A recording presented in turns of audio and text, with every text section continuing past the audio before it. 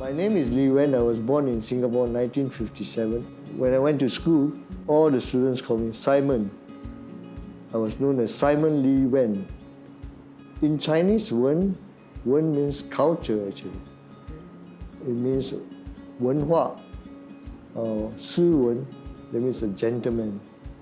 So that's why Simon was the name of very cultured and gentleman. My father was a writer, a linguist, but never went to university. He was married to my mother and had 5 children. I was the last one. But he died when I was 3 years old. My mother always described him as a genius. He was known to write poetry, narrative writing, and documentary of his journeys. The one thing that inspired me the most was a big giant book of children's drawings and paintings. Very colorful, like from all over the world. And I looked through it like a very beautiful story of the world, you know. I was often left alone at home because my siblings were older than me, and they went to school while I played alone with the drawings. When I started drawing those pictures, I was working in a bank. I drew the drawings without the words first. So the Sun Boy just started as the first page because it was in darkness that I suddenly come to know. Without darkness, you won't know what is brightness. Without brightness, you won't know what is darkness. So that's why some of the pages were black with white drawing, white lines. I saw Tang Dao's first installation, Earthworks, and to walk into that gallery, wow, you can smell the earth, you know. I told myself, this is a real art teacher. I want to study with him. When I quit my bank job, it was because I thought he was still teaching in LaSalle. When I went there was Zai Kuning, and I asked him about Dao, and he brought me to Sembawang. Dao was the first experimental artist that I know of in Singapore. I think he opened up my world of making image from different perspectives. When I asked Dao what is the most important things that we should learn as an artist, he talked about painting and drawing as a basic. And then comes photography. And then comes photography, filmmaking. So they are all actually image making. He never talked about performance until these 4 basic things. And this is the way I learned it also. I wanted to go away to get the real experience of an artist.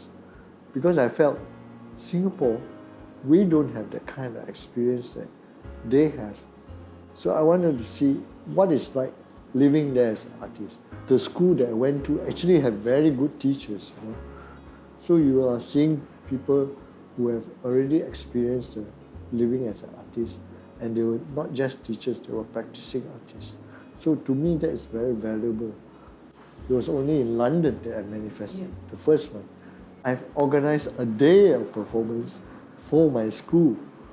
I decided to do the Yellow Man Days. I realized that in the 60s, a lot of artists from the West went into performance based on the idea of presenting the artist's body. Most of us were relating to nature as a way of presenting the self. Oh, before coming back, I actually spent 3 months in India. So I did the second Yellow Man in India before coming back, because there was riots going on. But every day at sunset, we always put down our tools because we wanted to see the beautiful red sun going down, sinking behind the fields. So I said, let's have a moment of peace where everybody was enjoying the same beauty. And that's how I came to do Journey of the Yellow Man #2, The Fire in the Sun. When I first proposed the idea to Substation, I thought performance art was still not supported.